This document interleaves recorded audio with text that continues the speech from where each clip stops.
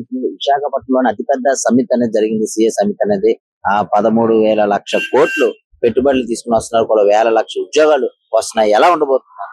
బాగుంటది, మంచిదే. అది వెరీ గుడ్ ఐడియా యాక్చువల్లీ. ఇది ఫ్యూచర్ థింకింగ్. ఇది దాంట్లో జాబ్స్ వస్తే 1 lakhs అలాగా.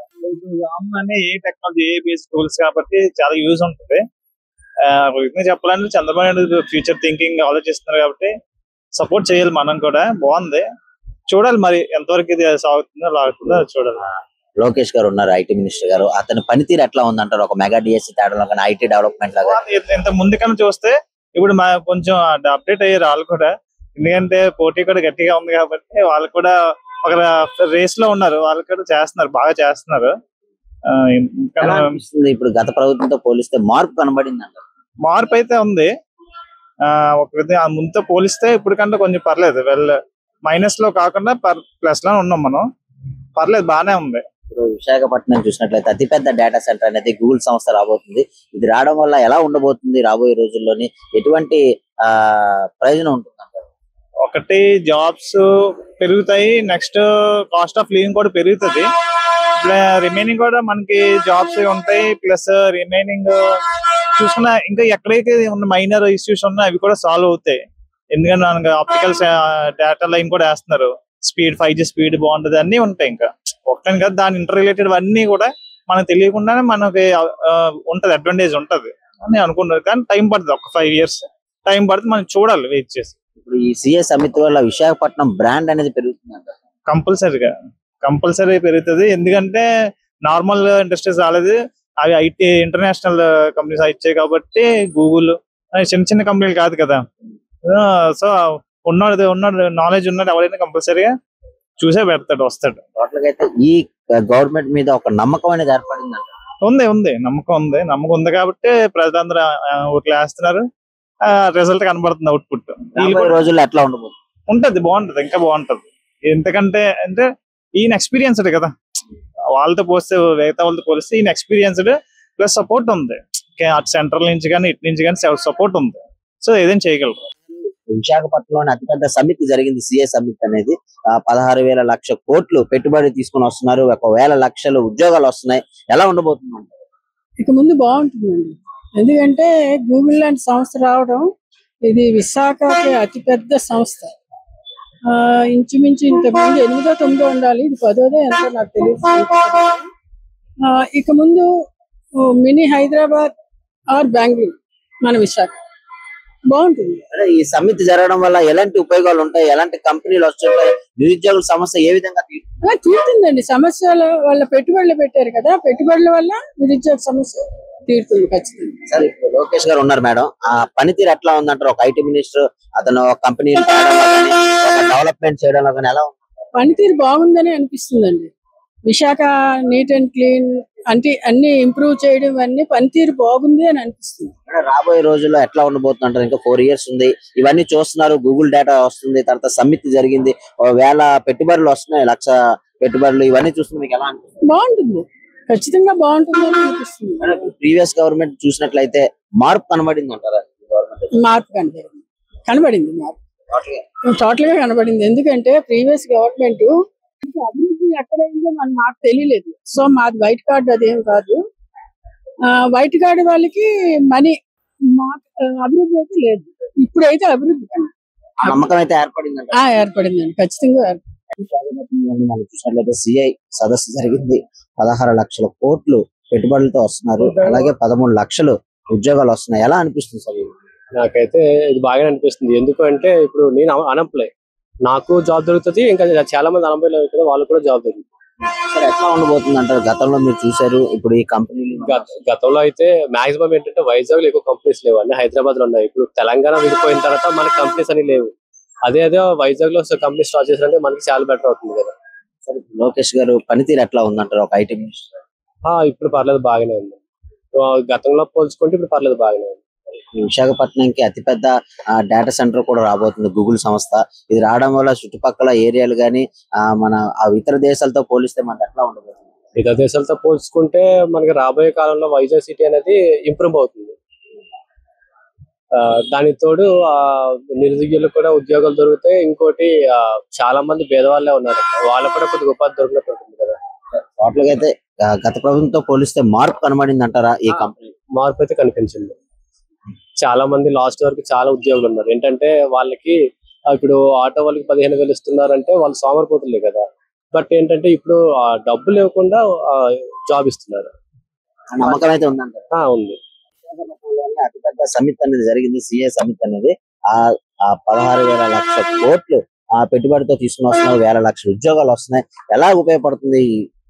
పర్లేదన్న, ఇప్పుడైతే మన యూత్ మొత్తం ఇతర కంట్రీస్ కి వెళ్ళిపోతున్నారు, అక్కడ స్థిరపడిపోతున్నారు. అలాంటి కంట్రీస్ అటు వెళ్ళకుండా మన ప్రభుత్వం ఏంటంటే ఏకంగా ఇక్కడ మన జిల్లాలోనే, మన ఊర్లోనే, మన ప్రాంతంలోనే ఏకంగా స్థిరపడినట్టు పర్మనెంట్ జాబులు ఇస్తున్నారు.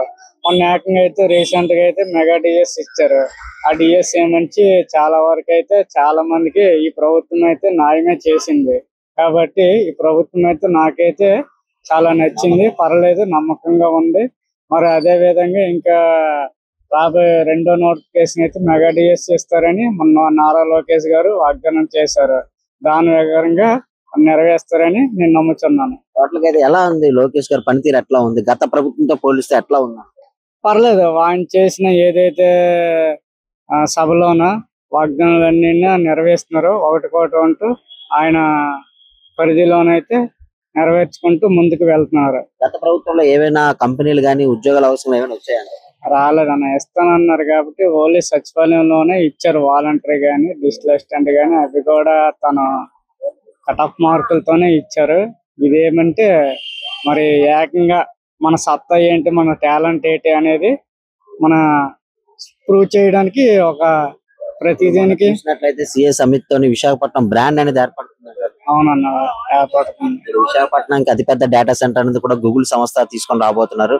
ఇలాంటి సంస్థ రావడం వల్ల ఎట్లా ఉండబోతుంది? పర్లేదు, ఇంకా రాను రాను అనేది ఫ్యూచర్ అనేది మారుతుంది. జనరేషన్ ఒకటి ఇలాగ వస్తుంది కదా, వాటి పెట్టేమించి ట్రెండ్ అనేది మారుతుంది. టోటల్ గా అయితే కూటమి ప్రభుత్వం మీద నమ్మకం అనేది ఏర్పడింది అంటారు? ఏర్పడింది. ఇప్పుడు విశాఖపట్నంలోని అతిపెద్ద సమితి జరిగింది, సిఏ సమిట్. 16 లక్షల కోట్లు పెట్టుబడులతో వస్తున్నారు, వాళ్ళకి వేల లక్షల ఉద్యోగాలు వస్తున్నాయి. ఎలా ఉండబోతుంది అంటారు? వాళ్ళందరూ కోఆపరేట్ చేసినట్టయితే చాలా హ్యాపీగా ఉంటుంది. మనకు కూడా నిరుద్యోగ సమస్య తీరుతుంది. మెయిన్ దీనివల్ల ఏంటంటే ప్రతి ఫ్యామిలీ కూడా హ్యాపీ ఫీల్ అవుతారు. కానీ వీళ్ళు పెట్టినటువంటి ఈ ప్రోగ్రామ్ సక్సెస్ అయినట్టయితే we are very happy and developed Visakhapatnam. సరే, ఇప్పుడు లోకేష్ గారు ఉన్నారు, ఐటీ మినిస్టర్ గారు. అతని పనితీరు ఎట్లా ఉందంటారు? ముఖ్యంగా ఒక మెగా డిఎస్ ప్రస్తుతానికి బాగుందండి. తను అందులో సబ్జెక్ట్ అదే కాబట్టి వాళ్ళు కొద్దిగా లోటుపాట్లు అని తెలుస్తాయి. చాలా మంది తిరిగాడు, కంట్రీస్ తిరిగాడు, అందరినీ ఇన్వైట్ చేశారు. బాగుంటుందని నా ఉద్దేశం. హ్యాపీ. సరే, ఇప్పుడు విశాఖపట్నం అతిపెద్ద డేటా సెంటర్ అనేది గూగుల్ డేటా రాబోతుంది. ఇది రావడం వల్ల ఎలాంటి అవకాశాలు ఉంటాయి? ఈ సిఏ సమితి వల్ల విశాఖకి ఇంకా బ్రాండ్ అనేది ఏర్పడే అవకాశం ఉంది? తప్పకుండా విశాఖపట్నం గ్యాటర్ అయిపోతుంది. మెయిన్ నెక్స్ట్ ఏంటంటే నిరుద్యోగ సమస్య మీరు చెప్పినట్టుగా అంత సాల్వ్ అవుతుంది. చాలా బాగుంటది, డెవలప్ అవుతుంది విశాఖపట్నం. ఇంతవరకు చేసింది చాలు, ఇక మీద మనం చూద్దాం ఎలా ఉంటుందో అనేది. ఈ గవర్నమెంట్ పనితీరు ఎట్లా ఉందంటారు? ప్రస్తుతానికి బాగుంది అనుకుంటున్నారు. మరి నెక్స్ట్ ఫ్యూచర్ ఎలా ఉంటుందో ఏంటి తెలియదు. నిస్వార్థంగా చేసినట్టయితే వీళ్ళ కంపెనీ అవుతారు, లేదంటే మళ్ళీ దక్కుంటారు. ఆ నమ్మకం అనేది ఏర్పడింది అంటారా? కొద్దిగా 40-50% బాగుంది ప్రస్తుతానికి. దీన్ని డెవలప్ చేస్తే వాళ్ళు అనుకున్న ఎయిమ్స్ అన్ని ఫుల్ఫిల్ చేసినట్టయితే. సరే, ఇప్పుడు విశాఖపట్నంలోని అతిపెద్ద సమిట్ జరిగింది, సిఏ సమిట్. 16,000 లక్షల కోట్లు పెట్టుబడులు తీసుకుని వస్తున్నారు, కొన్ని వేల లక్షల ఉద్యోగాలు వస్తున్నాయి. ఎలా ఉండబోతుంది?